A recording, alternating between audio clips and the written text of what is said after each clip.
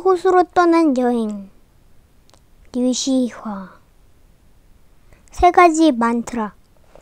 산 모퉁이를 돌자 만년설을 뒤집어 쓴 설산 히말리아가 아이맥스 영화처럼 거대하게 펼쳐졌다. 그리고 그 아래 납작바위엔 긴 머리를 늘어뜨린 요기 한 명이 가부레를 들고 앉아 있었다. 눈은 지그시 감겨 있고 얼굴에는 평화로운 미소가 떠올라 있었다. 두 손은 허공 중에 무드라를 그리며 정지해 있었다. 신비 그 자체였다. 거대한 바위에 도들새김으로 박혀있는 불상처럼 그렇게 요기는 미동도 하지 않았다. 허리까지 드리워진 긴 머리카락만이 이따금 바람에 흔들릴 뿐이었다. 요기를 바라보는 순간 나는 첫눈에 그의 아름다운 자태에 마음을 빼앗겼다. 그동안 내가 찾아 헤매던 완벽한 스승이었다. 바로 그런 스승을 만나기 위해 나는 인도까지 온 것이다. 나도 모르게 그에게로 이끌린 나는 그의 발에 이마를 갖다 대며 말했다. 스승님, 저를 제자로 받으십시오. 이 고통의 삶으로부터 저를 구원의 세계로 인도해 주십시오. 당신과 같은 완벽한 스승만이 할 수 있는 일입니다. 요기는 천천히 눈을 뜨고 나를 내려다보았다. 호수 같은 그의 눈동자에 초라한 내 얼굴이 비쳤다. 그 눈은 내 영혼을 단숨에 꿰뚫어 보는 것만 같았다. 그리고 이윽고 그윽한 목소리로 그가 말했다. 그렇다면 그대는 내가 받아들일 만큼 완벽한 제자인가? 나는 완벽한 제자가 아니면 받아들이지 않는다. 순간 나는 당황했다. 한 번도 그런 것에 대해 생각해 본 적이 없었기 때문이다. 그 자리에서 어떻게든 내가 완벽한 제자라는 걸 증명해 보였지만 마땅한 방법이 생각나지 않았다. 그래서 나는 즉흥적으로 아무 말이나 둘러댔다. 형제께서 긴 머리를 하고 계신 것처럼 저도 장발입니다. 주위에 눈총을 받으면서도 끈기 있게 머리를 길렀습니다.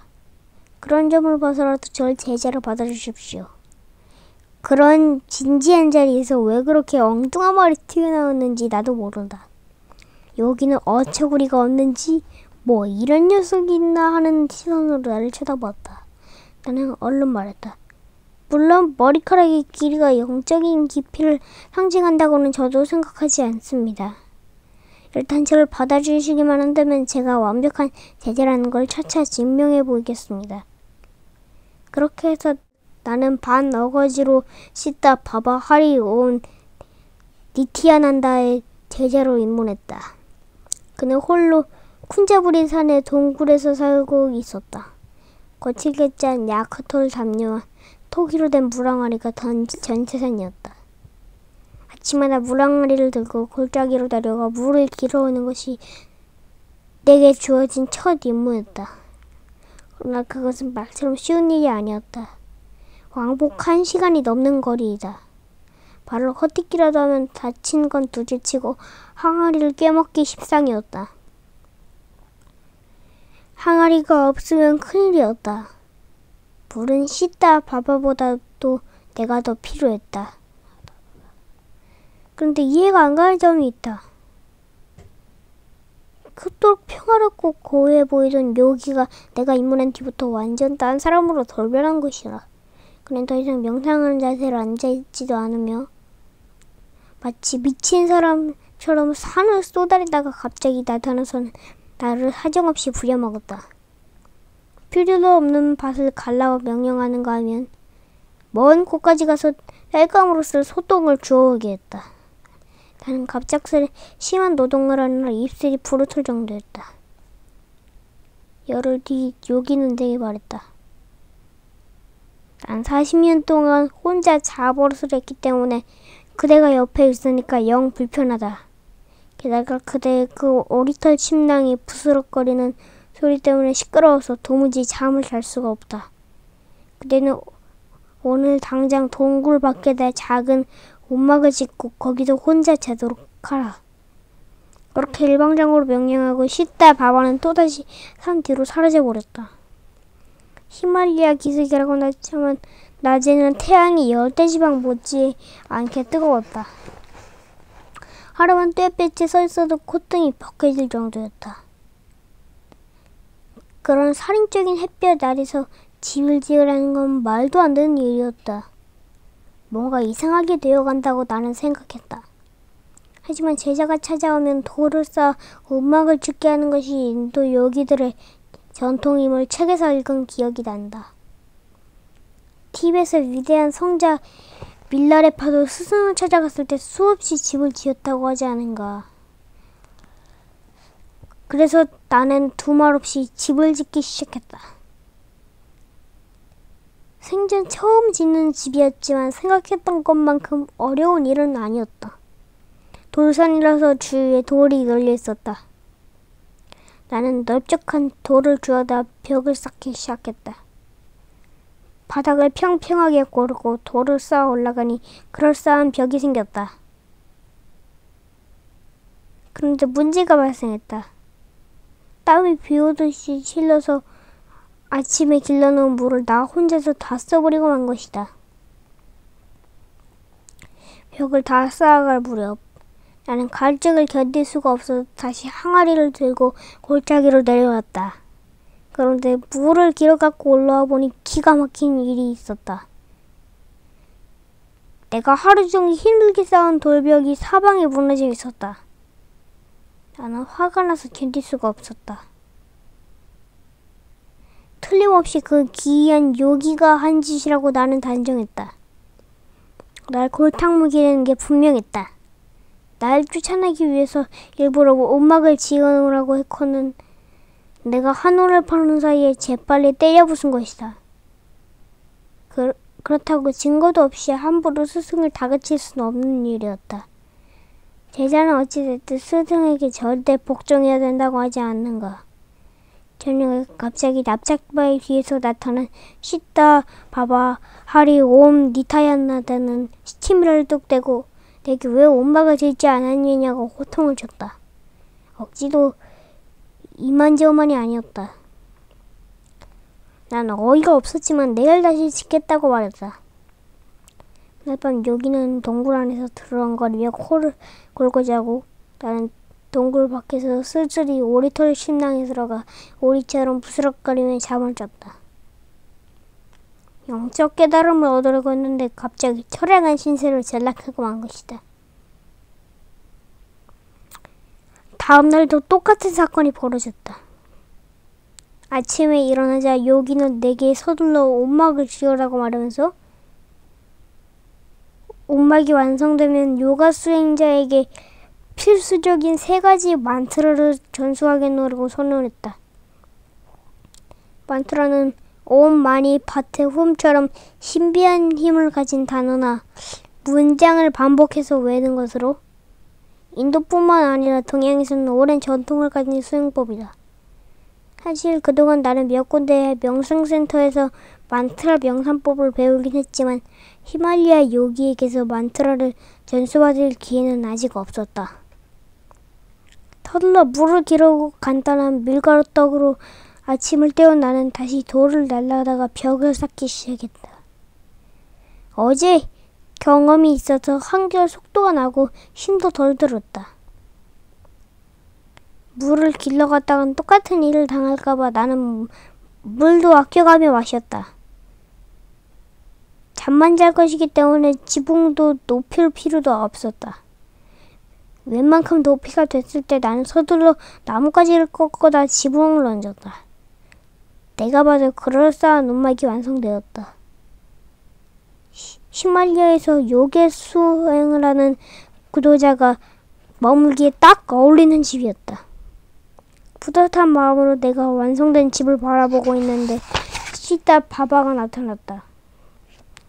검은 머리칼을 허리까지 늘어뜨린 그는 마치 실성한 사람 같았다. 그는 나를 보더니 대뜸 저 위에 넓은 바위로 올라가자고 재촉했다. 그곳에 가서 3개의 만트라를 전수하겠다는 것이었다. 나는 기대에 차서 그를 따라갔다. 걸음이 어찌나 빠른지 그를 따라잡느라 숨이 턱까지 찼다. 과연 동굴 뒤쪽으로 해서 올라가 보니 그곳에 널따란 바위가 있었다. 바위에 올라가서 바라보는 전망은 이틀 동안의 힘든 노동을 잊기에 충분할 만큼 아름다웠다. 북쪽과 동쪽 방향으로 수많은 히말라야 영봉들이 꿈짝처럼 아란히 떠 있었다. 숨을 돌리면서 전망을 감상하고 있자니까 요기가 말했다. 그대는 눈을 감고 이곳에 앉아 잠시 명상에 들라. 반 시간 동안 그대의 몸과 마음을 정화시킨 다음 그대에게 만트라를 전수하겠다. 이렇게 말하고는 그는 또 어지러운 사라졌다. 나는 그의 지시대로 바위에 가부좌를 하고 앉아 단전호흡을 하기 시작했다. 그러나 반 시간이 지나고 1시간이 지나도 요기는 나타나지 않았다.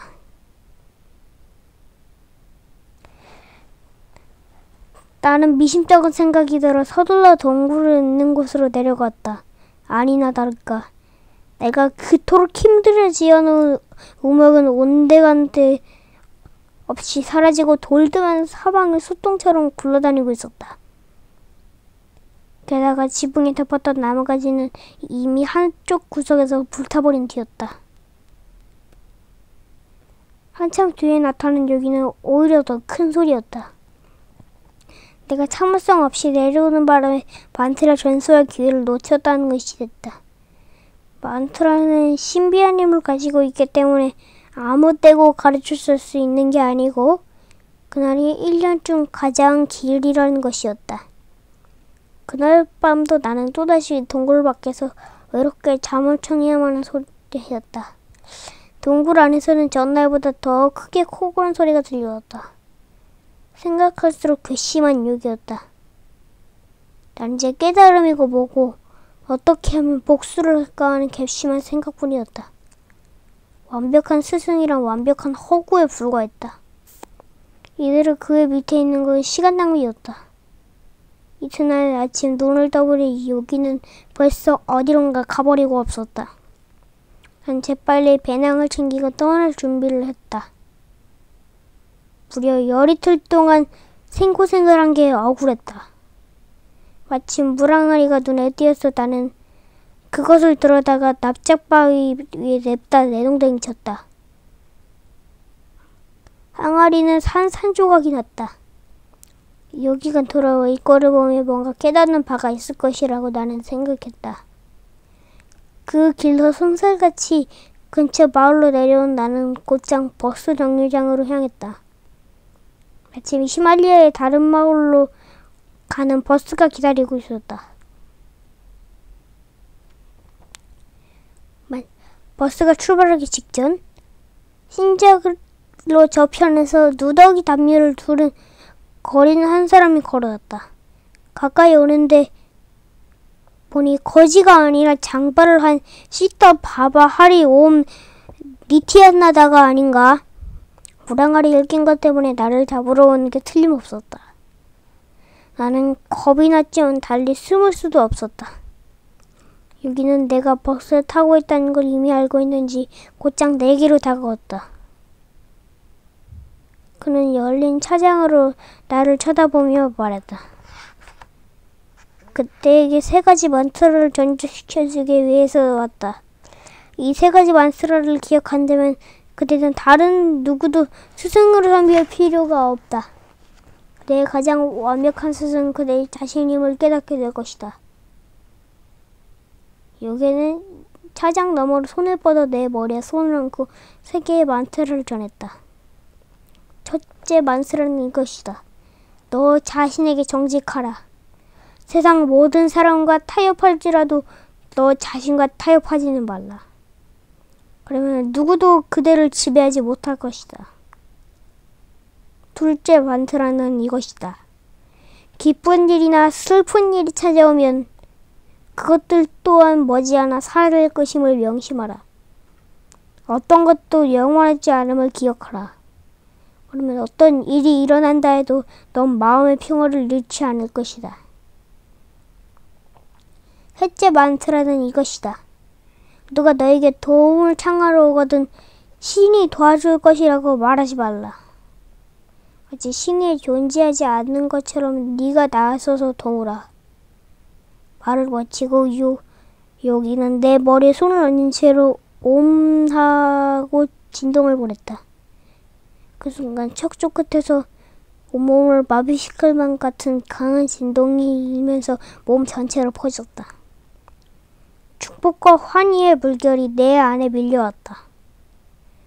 나는 왈칵 눈물이 쏟아졌다. 미치광이로 알았던 그가 더없이 훌륭한 스승이었던 것이다. 여기에 축복이 끝남과 동시에 뿌웅 하고 버스가 출발했다.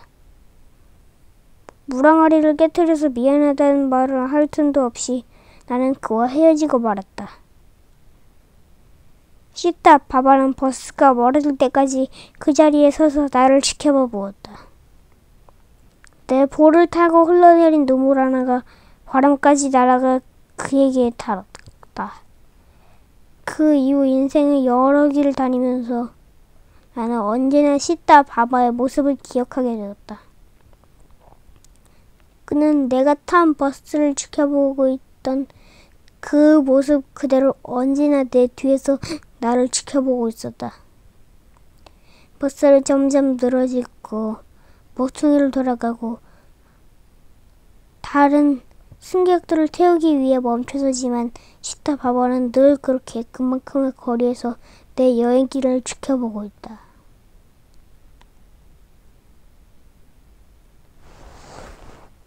잘 자요. 구독, 좋아요 꾹꾹 눌러주세요.